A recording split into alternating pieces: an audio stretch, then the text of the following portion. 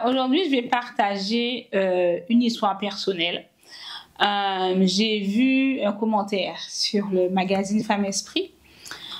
Si tu ne le sais pas, on a plus de 1000 articles disponibles sur magazine.femmeesprit.org et en fait sur différents thèmes: sexualité, mariage, célibat, spiritualité, foi, entrepreneuriat. Voilà, il y a pas mal d'articles sur le magazine.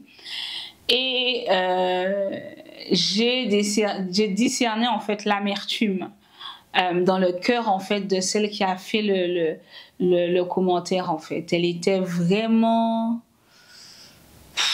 déçue par Dieu, quoi. Et en fait, elle était prête à abandonner la foi parce qu'elle estimait que à quoi ça sert de prier puisque Dieu ne le fait pas. Et j'ai eu une expérience similaire en fait. Et moi, mon expérience en fait, c'était que j'avais eu plusieurs confirmations. Le Seigneur m'avait dit quelque chose qu'il voulait faire. C'était en partenariat avec d'autres personnes. Et les personnes elles-mêmes avaient reçu. D'accord? Donc moi, je suis convaincue, j'ai une confirmation de la part du Seigneur. Les autres personnes ont eu une confirmation de la part du Seigneur. Sauf que ça ne s'est jamais fait parce que l'une des personnes qui est à la base du projet aussi a quitté le bateau. On va dire ça comme ça.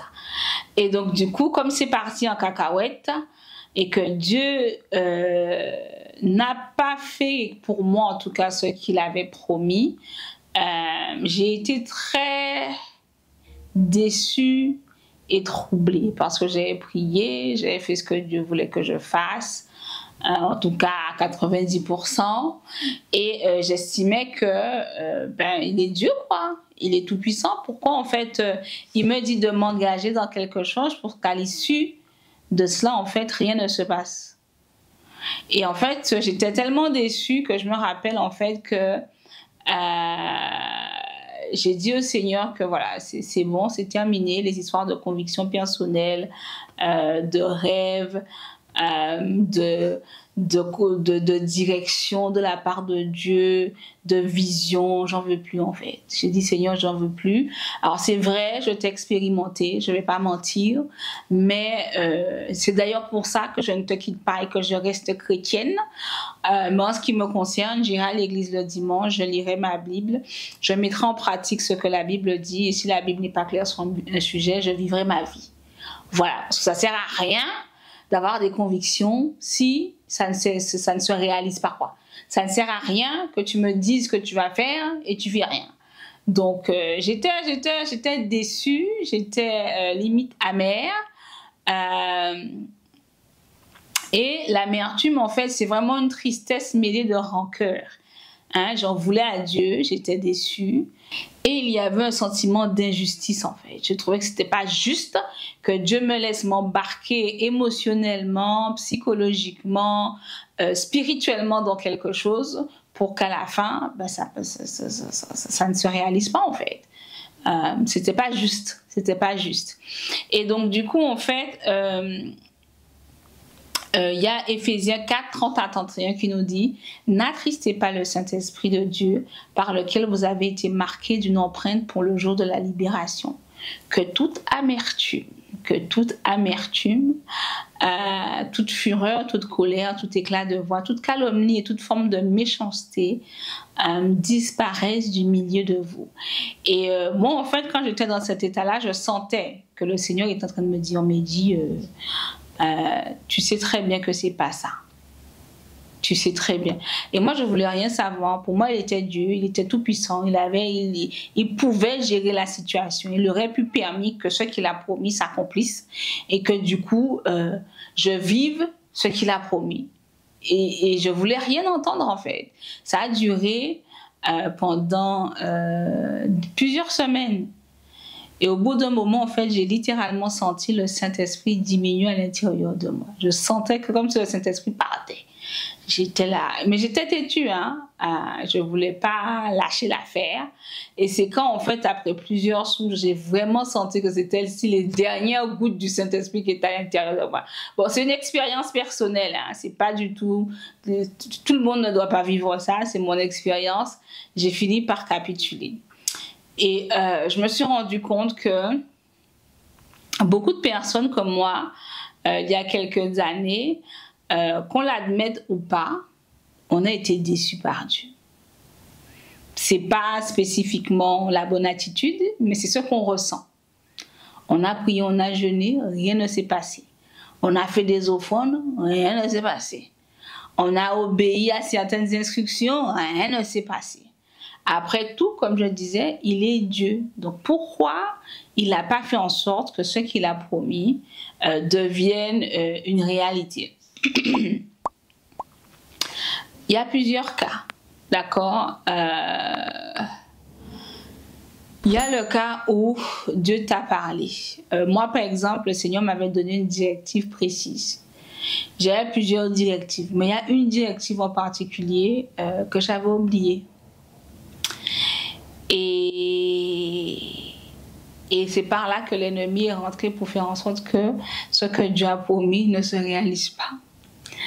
Est-ce que c'était la faute de Dieu si j'ai oublié, alors que j'avais la possibilité de noter, de faire comme Habakkuk, de lire régulièrement la vision?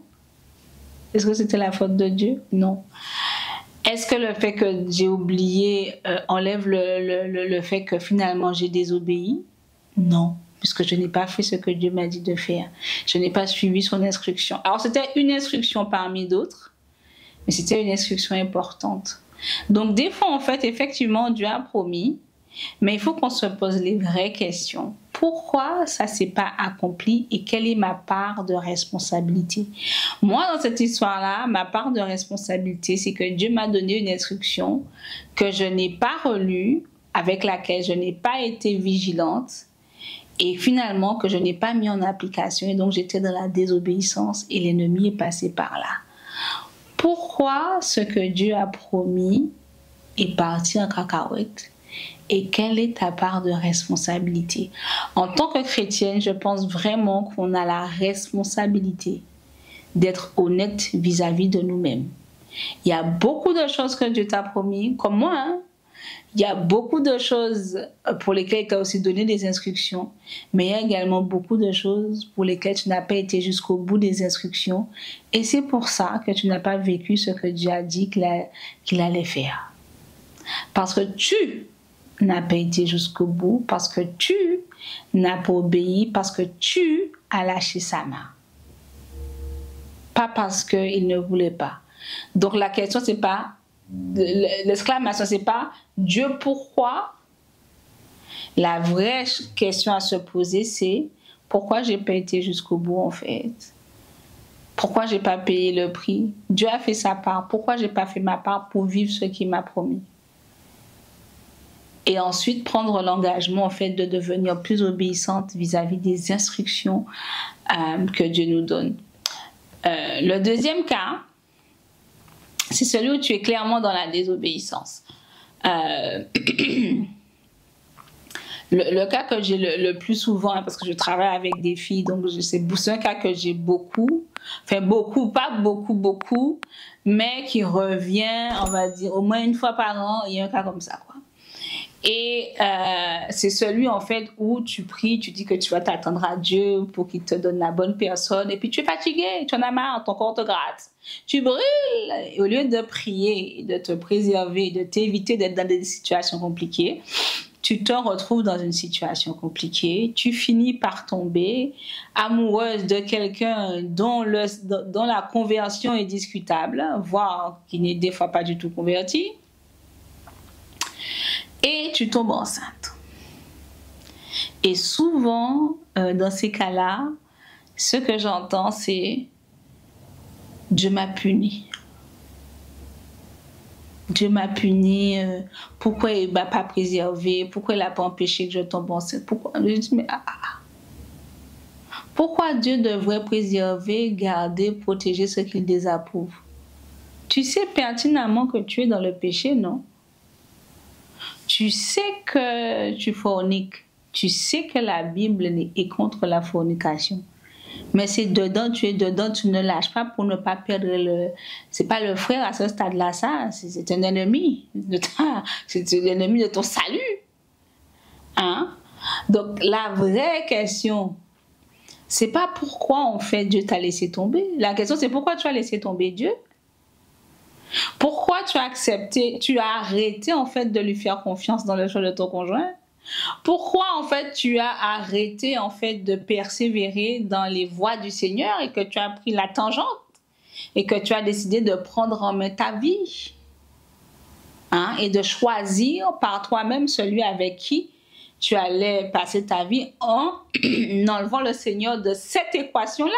Parce que quand il y a le feu dans le foyer, là, t'inquiète, tes genoux sont à terre.